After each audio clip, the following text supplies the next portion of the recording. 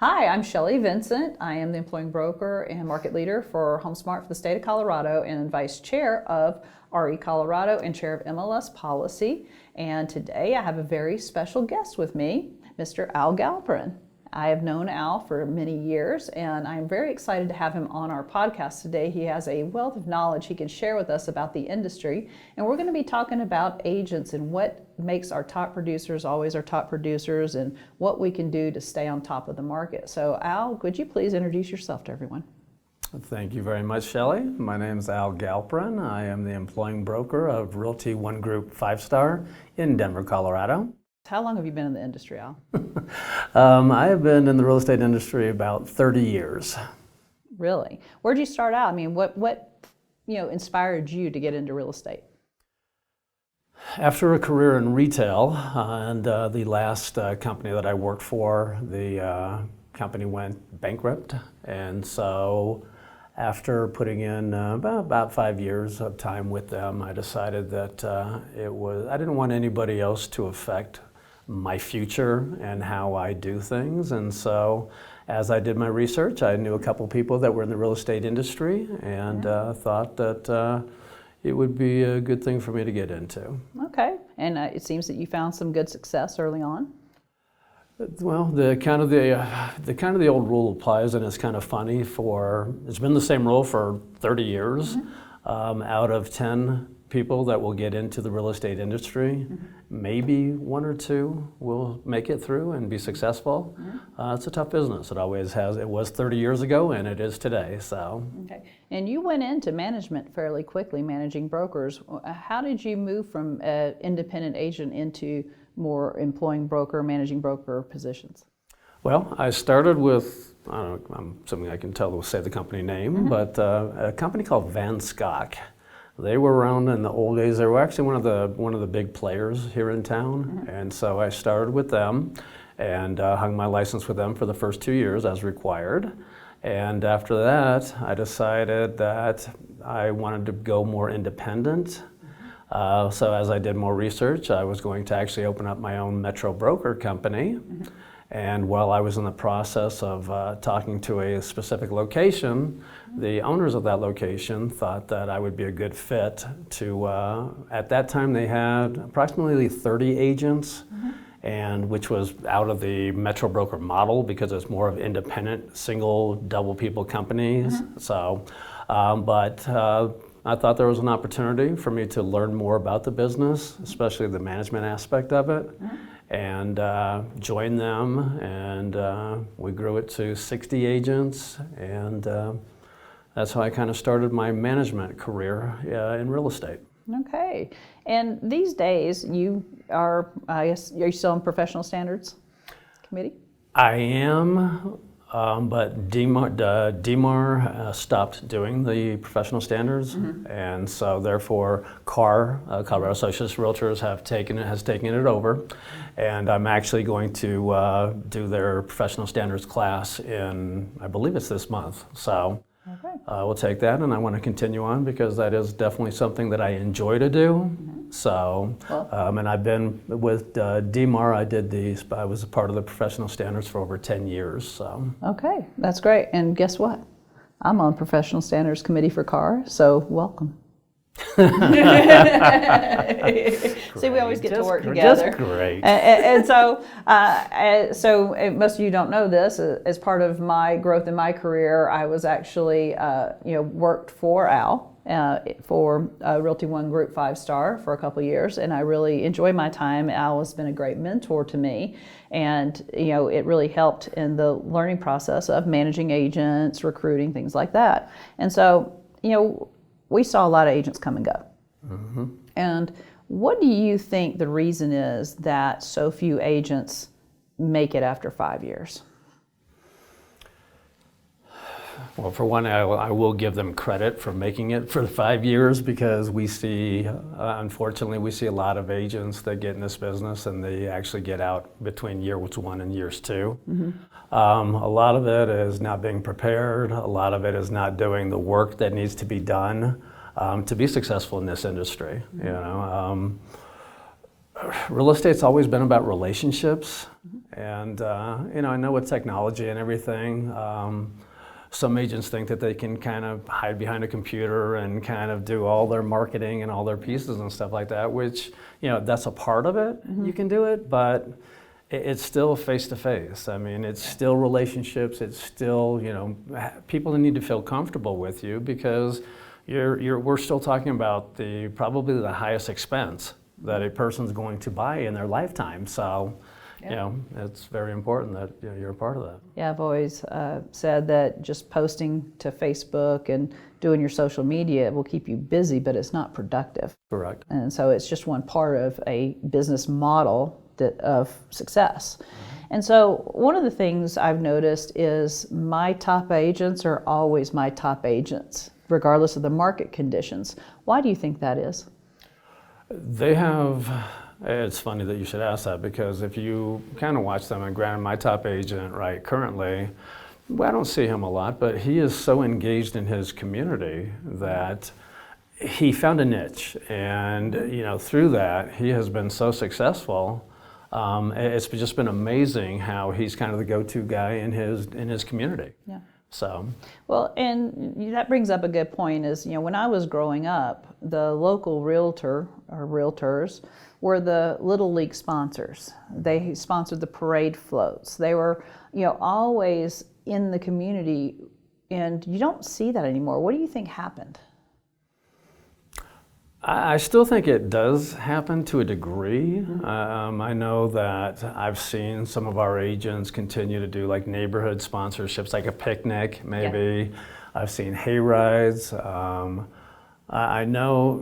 think the successful agents still do that. Maybe not as grand as it used to be, but I think in some form or fashion that they're still a part of their communities. They're still doing events. So. And those are your top agents that are the ones engaging in that. That is correct. Yeah, and so I do think that social media kind of plays into that separation these days, where people connect more through electronics than they do in person, and that is lost, like you said. Mm-hmm. And for agents these days, that I see, what would your advice be to an agent who wants to get in the business? I know we have mixed feelings these days. Your timing of this question is this business, there's opportunity in every market. Okay, so regardless of what's happening, I believe that if you can get into this business and really work hard and really find what you're good at, because there's always these shiny pennies around, that people, I want to pick this one up over here. It's okay to try different things, but reel it back in and focus on the things that make you successful. The things where you can connect with your sphere of influence. Yeah, and one of the things too is if you're a new agent coming in right now, all of these changes aren't going to affect you. They'll have already happened. And the agents seem to be so averse to change involvement. Now, I haven't been in real estate quite as long as you, but I was through like all the 2008 and Dodd-Frank changes, and that was a massive change to our industry, the entire way that we close a home and we work on it. And the attitude is everything to me. It's like, okay, here's how we're doing this now. And it amazes me, you can tell the difference between an agent that's going to bake it and one that's not by their attitude just approaching any kind of involvement or change.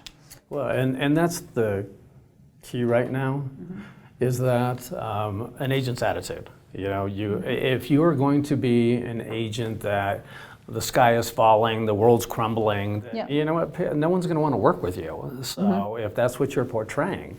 So if you can keep positive, you also have to be in the moment. If you're talking to clients, you don't want to be down on the industry, down on what's going on. You need to be positive. You need to talk about your opportunities and what's out there. It's kind of like last year when interest rates kind of get bounced up to about 8%. In the old days, it was a lot higher than that. Right. And so, therefore, from my perspective, 8's a little bit high, okay, but it's still workable. So. I agree. And so let's go on to the housing market. Let's talk about that for a minute. Okay, sorry. Well, it just brings up that subject is. Yes, housing prices are, much, much, much higher, obviously, in the last several years. Interest rates are higher. But one of the things I've noticed that people don't talk about is that the average square foot size for a starter home 30 years ago was about 1,200 square feet. The starting size now is over double that. Yeah. Starter homes, that makes a huge difference in price too, even if the square footage price remained the same. And so I think there's some unrealistic expectations compared to our parents and the expected homes. So, I think that our agents don't really talk about that too much either. I don't think they've experienced that. Well, that's true. Some of them have not been, they've not been in the industry that long. Because you look back even 10 years, it changed way before that. So so they have no knowledge of that. Yeah, the starter home for our parents was 2-3 bedroom, 1 bath little house, and the expectation now is 3-4 bedrooms, 2-3 baths, basement, garage, all of that. And so I do think that while housing prices are much, much higher, interest rates are up, the average size of a new build is crazy these days. And so I think that, but you and I both know the cost of just permitting and taxes per home in Colorado is about, what, $100,000 per house now. Yeah, that I'm not familiar with. Yeah, so it's somewhere like, I think, $93,000. It would, to help profit margins, I could see builders definitely wanting to build a larger home to help absorb those costs.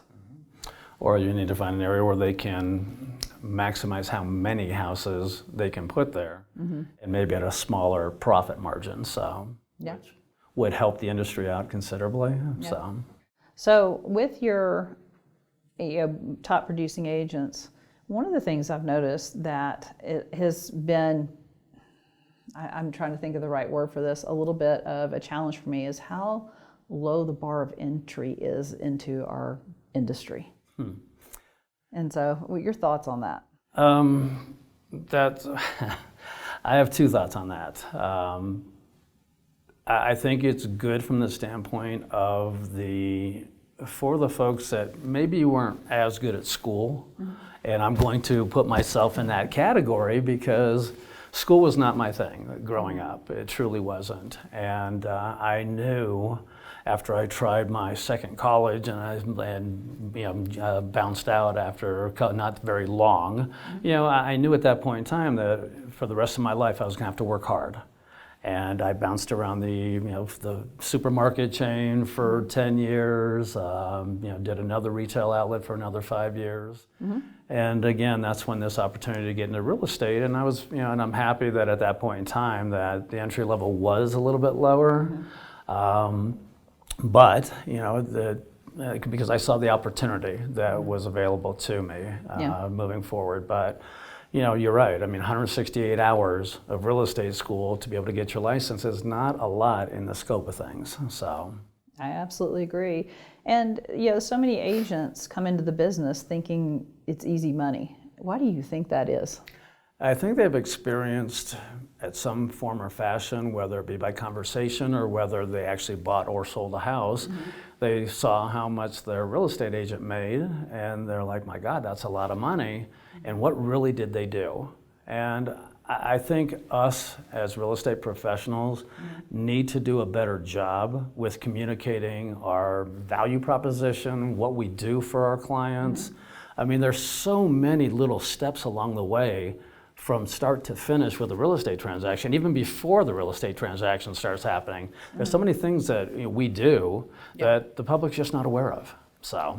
Yeah, I absolutely agree with that. The public perception, to me, has always been our biggest challenge. Not necessarily the news or what you read. It's that perception that we are, that we hardly work, that we wake up at noon, that we are easy money individuals. And I think that there is lost the amount of time spent on home searches, on writing contracts, on negotiations, being there for inspections, and overseeing that. And so, moving in that with the recent settlements with NAR, how do you feel that may change public perception of agents and what our challenges are going to be moving forward?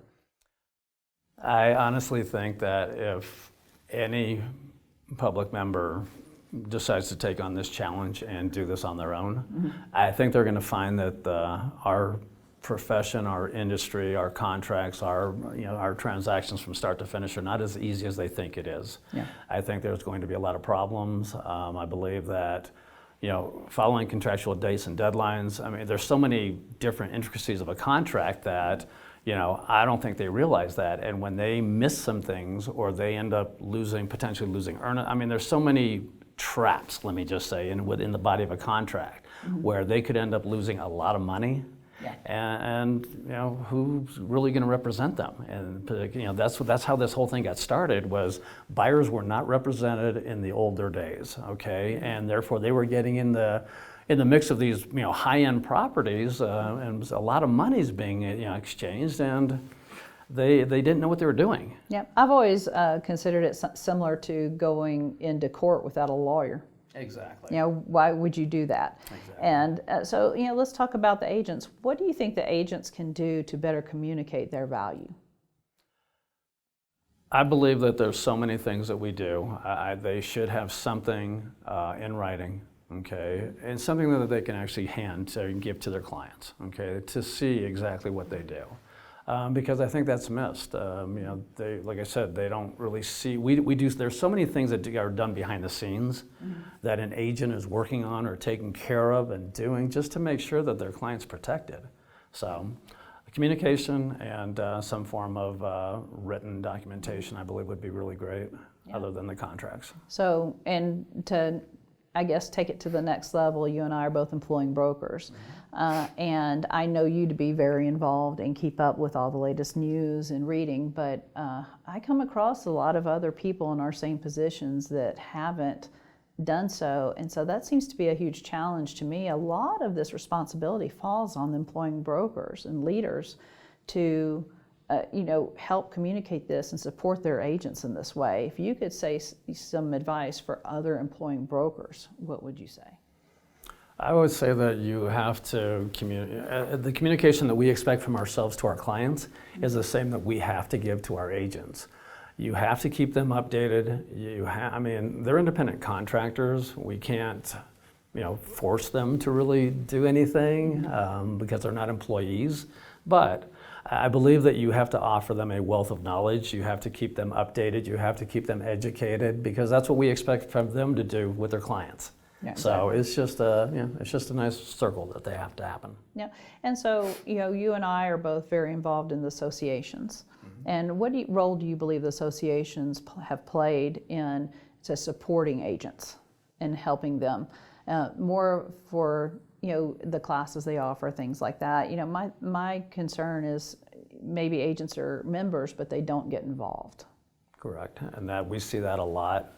And because they don't take a lot of the classes that are available to them, they don't see a value as to what the associations do. And that's a shame, because if there is the educational aspect of it, but there's also what they do from a national perspective. And I believe the consumers don't even know what the power of the National Association of Realtors really does.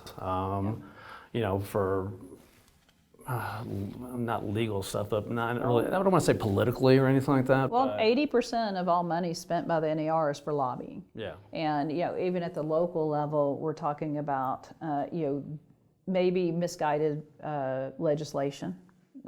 Like we keep having certain battles in Colorado of well-intended bills, but the unintended consequences because the people that are making these suggestions are not really in our industry and don't realize what could happen, but just things like rent control bills, things like that, which I understand the idea of trying to help certain individuals through it can have much higher adverse effects. And one of the reasons why it didn't pass is because of our Colorado Association of Realtors helping to provide accurate information out there. And I think that that's lost, especially even at the local level, the cities, trying to put moratoriums on buildings. Like, well, we don't like all this building. Well, that's great, but we have a massive housing shortage, and so there are negative effects to home values through that. And so, for those that are, have been in real estate for a long time, and they are your top producers. I like to go back to the top producers because they really are kind of the leaders that help be the example for other agents coming up. How many, I guess there's a lot of teams these days, and there are team structures. If an agent who's our producer decides to form a team, what would your advice to them to be as to what to provide value to that team? A lot of times you have very successful independent agents that do very well on their own, and then when they try the team thing, I don't think they realize. I mean, you're basically like a mini managing broker of your own of your own shop. I mean, basically, yeah, we're still here to support the whole team and the team leader, but there's responsibility that goes along with that. Sometimes in our industry you'll see even employing brokers that are out there selling real estate, and their agents can't get a hold of them, and it's a shame to me, because that's what we're here to support, our agents completely. And therefore we need to be available, and if we're out constantly with clients on our own, then I think we miss out on that. So yeah, I haven't conducted any personal real estate in years now, because I am committed to my agents, and I do think that is the prospect of becoming a team lead when you found success seems promising. It's like, oh, I get to have these other people and I get a piece of their money now and all, but I think that sometimes it sounds like a good idea, but there's actually an expectation of support that maybe they realize, I love the idea of a team, but I really like my independent business as well. Exactly. So I think we see both. Yeah, well, and that's the problem with some of the team leaders, is they want to continue to do their own thing and still grab a piece of the pie, and that's not really fair to the team members. So there has to be a balance there. Yeah, so. Absolutely. And so we were just talking about the different challenges maybe of team leads. Let's talk about some of your challenges that you've had when, as an agent, as a managing broker. Talk to us about some of those challenges you've had and maybe how you've overcome them. Okay. Well, it seemed that, I will say, I used to be a managing broker for one of the top national companies here, and I was with them for 10 years. Office was located in the Cherry Creek market, and we did very, very well. At one point in time, I had 166 agents, so kept me very busy. I also had an assistant manager at that time, so luckily that helped support our agents. But as far as over time, there seems to be more and more companies coming into the marketplace. They may be a little bit smaller, but there's different, of course, the compensation models for all the different real estate companies. There's something for everybody, which is just really nice. Agents have got a choice, but sometimes they may go for the wrong reasons. We're in a very competitive business. Recruiting from a employing broker standpoint is the number one thing that we need to kind of focus on, along with support everything else that we do, but which is quite considerable. So to me, the recruiting aspect of it's got to be number one. I know we talk about challenges because of our compensation structure for our company. Our agents make most of the money. And that's a good thing. They should. And that's exactly it. They should. But what that does is it makes it a little bit harder for the company to, thinner profit margin. Yeah. Exactly. So therefore, I think that's a challenge. Currently, our office is approximately 60 agents, and truly to be successful, we really need to be a little bit more, probably about close to 100. So. No, I understand. And because of all the competition in the market, and I hate to say it this way, but sometimes I feel like our brokerage market is in a race to the bottom. Exactly. And I would love to see a turnaround of that and be more about value and what we offer in exchange for your fees that you do pay. So understand that can be quite a challenge. Where have you seen the most success in your career? The most success was probably when I first became a managing broker at this national company.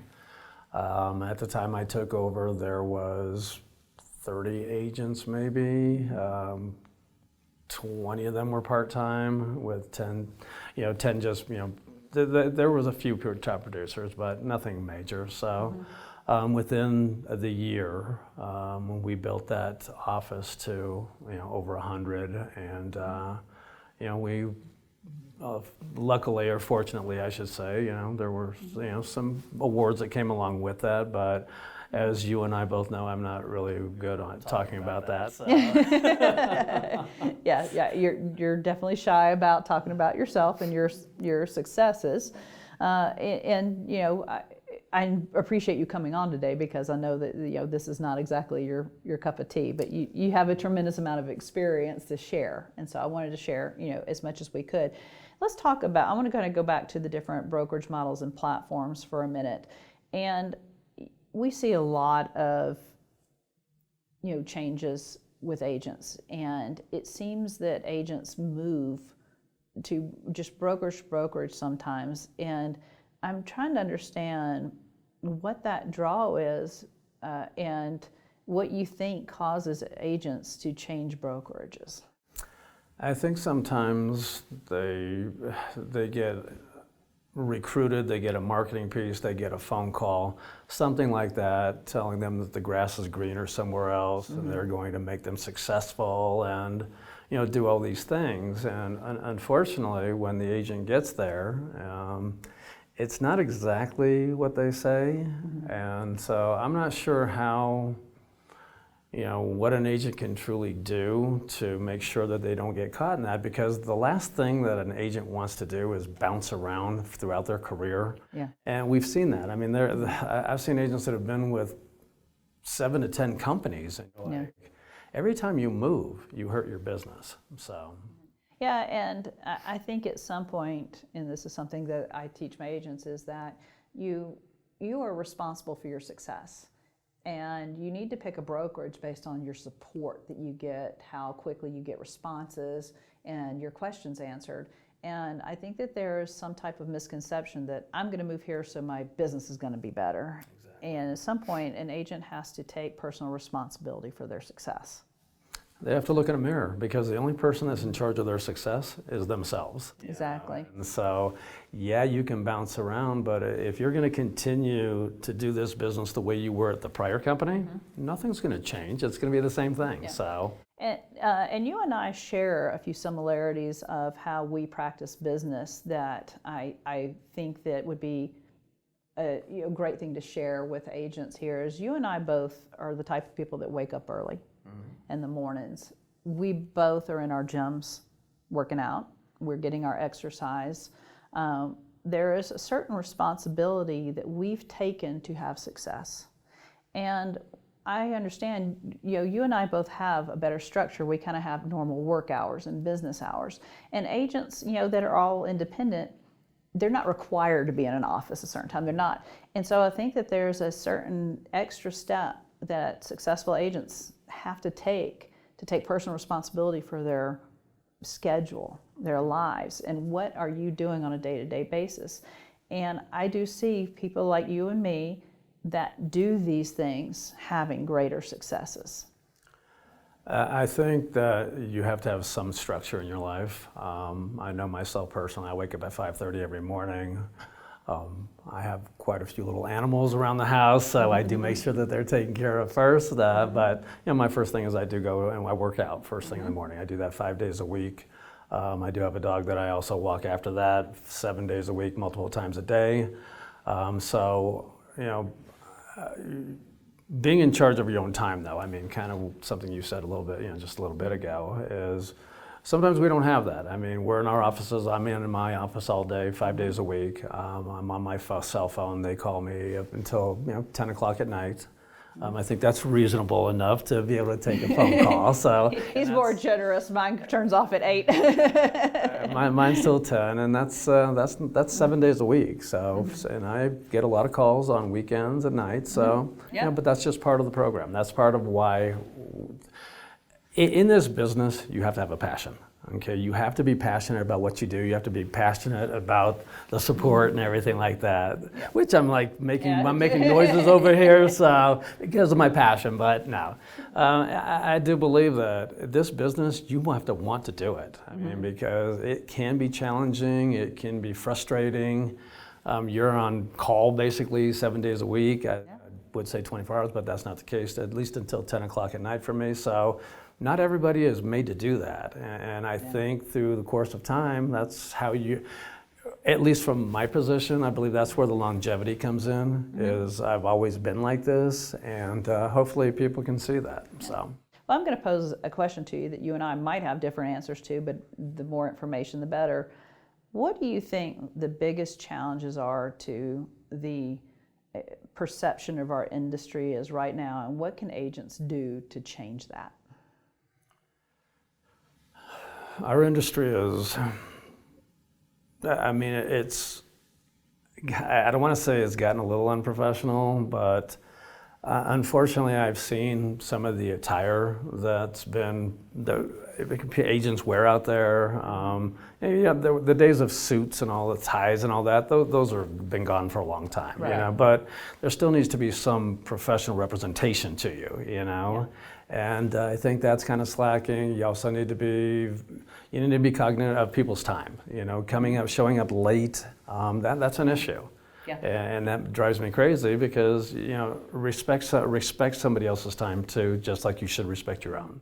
And I agree with that. And you know, we talked a little bit about that lower bar. And I don't have a problem with making it accessible to many. You know, you have single moms, you have people out there that have struggled. And having a lower economic bar to get in, I think, is really good. The education part, I'd like to see more of. And our education for agents seems to be very hyper-focused on the law and contracts, as it should be. But I believe that many people who enter our industry don't necessarily come from a white-collar professional office background and have not adopted the skills necessary for professional communications. And so I do think, and I actually kind of agree with you, that our industry is plagued by, you know, people that have not undergone that professional development that you see in every single interaction that every agent has with the public, with other agents, with affiliate partners. It is a reflection on our industry as a whole. And I think that some of those poor interactions have added up to cause this perception problem we have now. And what I'd like to see, instead of maybe just all these different designations and letters you get behind your name that not really any member of the public knows what they mean anyway, more classes being offered on professional development and communication skills. And practical applications, you know, just more real life stuff. Yeah, exactly. When potential agents go to real estate school, they're learning to pass. They're learning to pass a test. Right. What they're doing, and I think you really need to start earlier on. I know I used to teach at a real estate school, and one of the things I did was practical applications, which I found that was very beneficial. You have to set the expectations as to what a brand new person expects and what they should expect to get into this business and how to be successful. So, then it's funny though, but getting into this, some agents are willing to do the work and some agents are not. They thought it was going to be a little bit easier than what it is. You know, here you work with real estate. You know, you could put in God amount of hours, but and not get paid. Whereas if you're in a regular job, the hours you put in, you get paid for those hours. That's not the case in real estate. So and why do you think that agents seem to? They're looking for a closing. They're looking for a client right now. They're looking for something this week, today, and so few agents play for the long game in building up a clientele over time. They weren't prepared. I mean, you have a lot of people that may have worked paycheck to paycheck, and now all of a sudden they get into this industry and there's not that paycheck that's coming in, and they weren't prepared financially to be able to sustain themselves over a period of time. Yeah, I do think that is poor information in preparing a new agent for that. It is like starting a new business. It's going to be a while before you see the profit, even if you have a couple of closings, all those initial fees, marketing yourself, getting out there. I was extremely fortunate. I got my first real estate license on a Friday.